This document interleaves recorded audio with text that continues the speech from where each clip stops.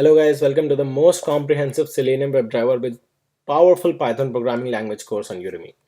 Let's start with my introduction so you guys know whom you're going to be interacting with.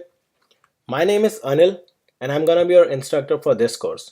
I have been in the software industry for many years now and have been doing various things like development, testing, building automation frameworks, and mentoring and encouraging newcomers. I like developing as well as breaking the software. And if you're taking this course and you are a tester, then that's also you enjoy, right? Couple of things I consider very important are collaboration and practicing the content learned. Please participate, please practice as much as possible and never hesitate to ask questions. As much as possible, please participate in the discussions. I'm really a very firm believer that the practice is the only thing and the only way to learn.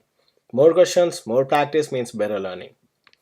And software is my passion. Spreading knowledge is something I really love and enjoy. So please, again, welcome to the most comprehensive course, and I'm sure you're going to not find any other course including Selenium WebDriver plus Python programming language in such great detail. So I'll see you in the next lectures, guys, and thanks for learning this one.